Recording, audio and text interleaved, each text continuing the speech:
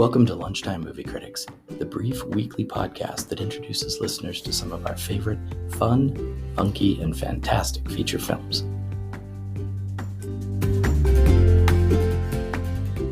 License to Drive, 1988, a journey through teen chaos and car crashes.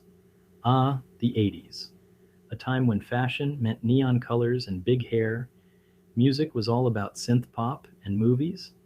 Well, movies were a roller coaster of over-the-top plots, questionable acting, and cheesiness that was somehow both cringeworthy and charming. License to Drive is no exception. This 1988 gem, and I use the term loosely, is a perfect snapshot of the decade's teenage angst and absurdity. So grab your keys and let's take a joyride through this cinematic calamity.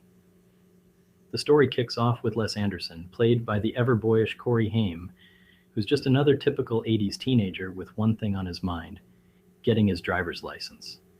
It's the ultimate symbol of freedom and adulthood, and Les is convinced that once he has that little piece of plastic, his life will be perfect.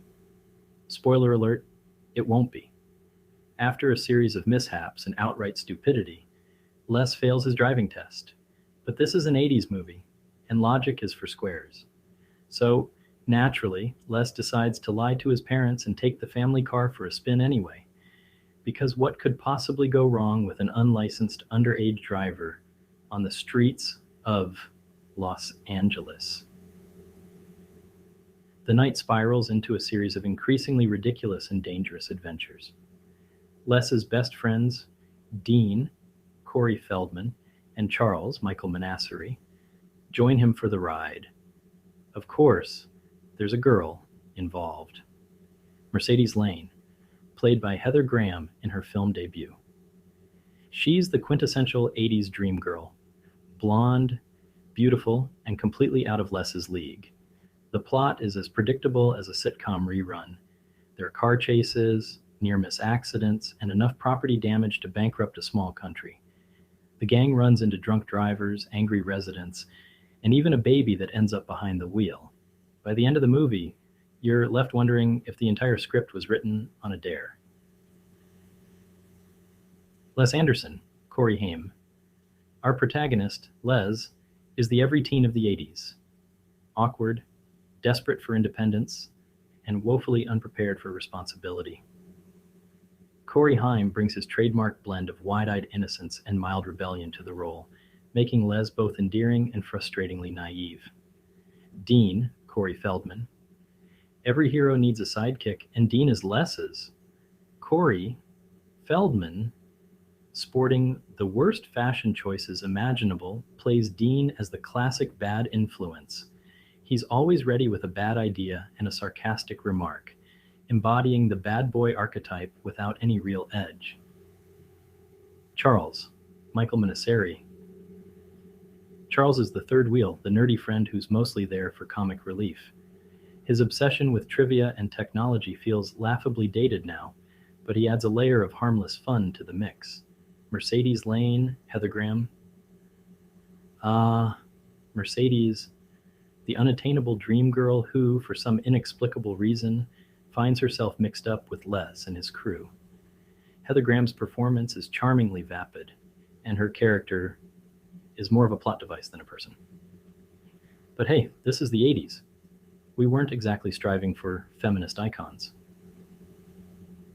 The cinematography in License to Drive is as wild and unrestrained as the plot. Director Greg Beeman doesn't shy away from cliches, using every trick in the book to keep the energy high and the logic low. Expect lots of wide shots of Los Angeles, neon-lit night scenes, and frenetic chase sequences that make you wonder if anyone on set had ever actually driven a car. The film's visual style screams 80s, with garish colors and outrageous fashion choices that assault your senses. It's a kaleidoscope of bad taste, but somehow it works. The sheer audacity of the film's aesthetic choices is part of its charm. You can't help but laugh at the sheer ridiculousness of it all. No 80s movie would be complete without a killer soundtrack, and License to Drive delivers. The film is packed with synth-heavy tracks and pop anthems that will transport you back to the era of big hair and bigger shoulder pads. The music sets the tone perfectly, adding an extra layer of fun to the chaos unfolding on screen. License to Drive is the cinematic equivalent of a cheese platter left out in the sun. It's cheesy, it's a bit funky, and it's definitely not to everyone's taste. The dialogue is packed with cringeworthy one-liners. The plot defies all logic, and the characters are more caricatures than real people. But that's what makes it so much fun. License to Drive is not a good movie in the traditional sense. The plot is ridiculous. The characters are one-dimensional, and the whole thing feels like it was thrown together over a weekend.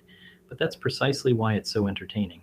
It's a film that knows exactly what it is, a goofy, nostalgic romp through teenage dreams and disasters. If you're in the mood for a serious, thought-provoking film, steer clear of this one. But if you want to kick back, relax, and laugh at the sheer absurdity of it all, License to Drive is the perfect choice.